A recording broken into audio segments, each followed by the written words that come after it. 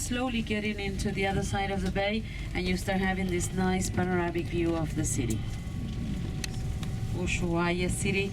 Those buildings up in the mountains are hotels. Above the hotels there's a small glacier, and there's a river, not a river, more like a creek actually, that comes down from that glacier and ends in this bay and provides most of the city with water. There is just above most of the populated area, there's one building with very steep roof that goes all the way to the ground. That's a water purification plant for the city center. The two other ends of the city is narrow but very long. The two other ends get water from other rivers. Those two are rivers. One comes from a glacier, a bigger glacier than this, that is from behind these mountains, where there's Andorra Valley. And at the other end of the town, that river that provides that section of the city with water starts at a lake in the national park. So the water that we drink here is very pure. And the water that we brought here for you, it's from here, from Tierra del Fuego. This one. It's from, I'll show you where they take it from. I'll show you later on, after the museum. It's called Anoka, which in local language means moon.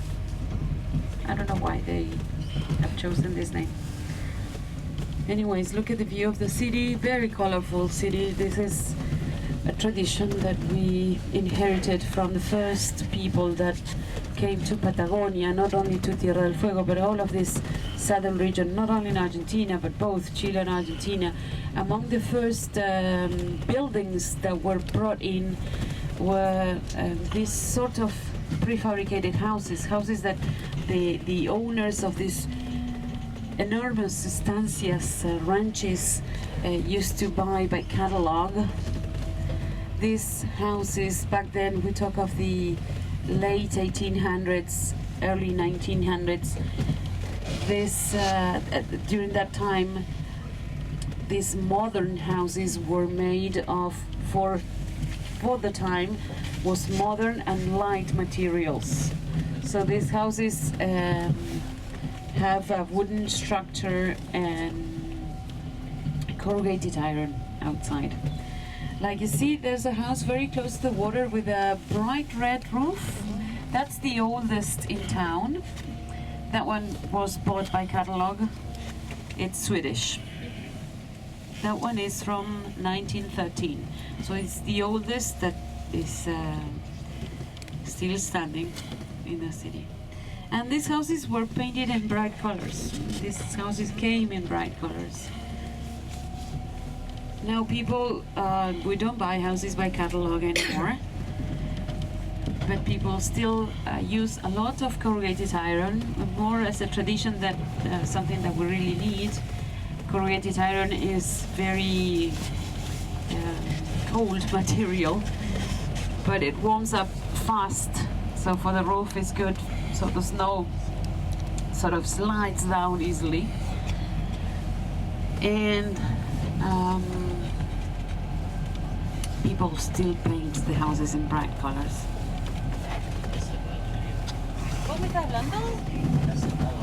Ah, ¿qué hacemos? Bueno. It's gonna turn and we usually get into there.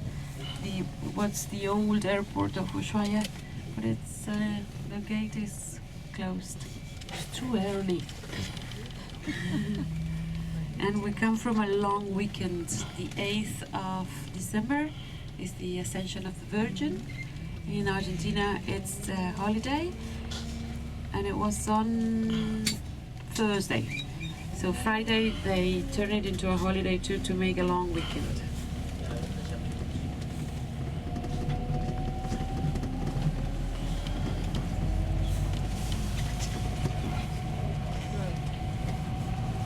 This is the old airport. See the hangars here, and right behind this hangar is for the sea part of the runway. All of this side, all of this land on this side of the bay belongs to the Argentine Navy.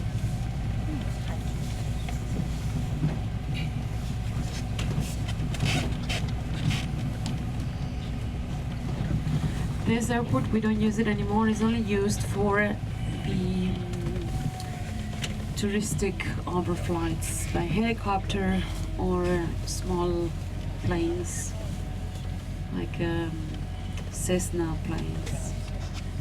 They are the only ones using it. This was the unsafest airport in Argentina until the new airport was opened. The runway is very short, and as you can see now, it's very close to the city and the mountains.